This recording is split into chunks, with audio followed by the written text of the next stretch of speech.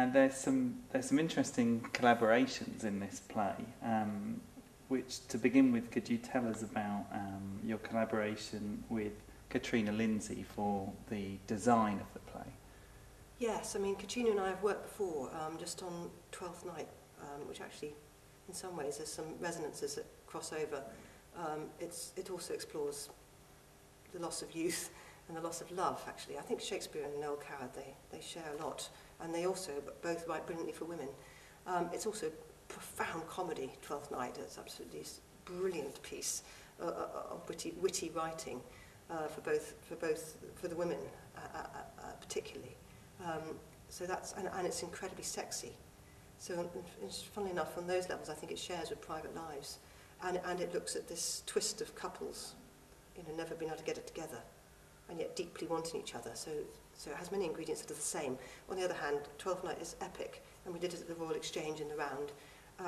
And we were extremely experimental in the sense of we flooded that theatre. We actually literally did, and I don't think we'll ever work there again, because we saw Twelfth Night as this increasing puddle, which starts a little tiny puddle and then floods. I set it in a hotel, and it floods the entire hotel. So at the end of the action, all the characters are wading through this water.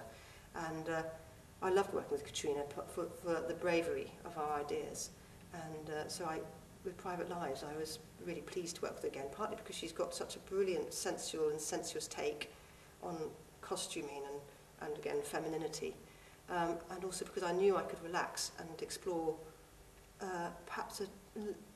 try and explore private lives in a slightly different way, I hope a fresh way. It's a difficult one. You can't change what is there in Private Lives, the hotel set up and the balcony and the 2 rooms, but we have tried to push the idea of the space a little bit to tease out some other aspects of the play. Shall I explain what those are? Yes, please do. Well, in a little bit in terms of just in the second act when you go to Paris, and Amanda has this flat, and I remember having this discussion with the actors because they were saying, surely she has a flat, she's very, very rich, she has more money than, money's there, she would have a really beautiful flat and she'd have beautiful furniture. And I say, no, I'm trying to get away from that. Yes, she has all the money in the world, but when she's in Paris, she likes to be bohemian, and she wants to play that role. So the fantasy is to have your flat as a little loft flat, like a painter's flat, in the heart of Paris, and to have just your bed, and I mean it's an open plan room, and we had the bed right in the middle of the room, which is very not what Coward stipulates. He puts their beds in separate bedrooms, and it's out of sight. Whereas what Katrina and I have explored is this sort of love nest, where you see that Elliot and Amanda, I mean, they're in their 30s, and since they've fled their new spouses, all they've been doing is eating, sleeping, and making love.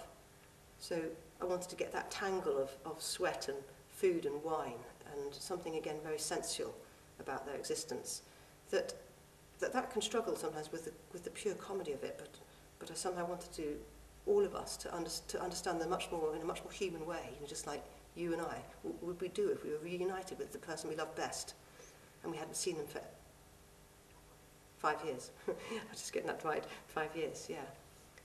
And it's a rediscovery of that person that leads them to be utterly claustrophobic with each other.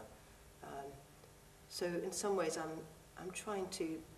I'm sure every director tries to do this. I'm just trying to get to what the truth is between these 2 people without putting too much in the way in terms of expectation of grandiose living.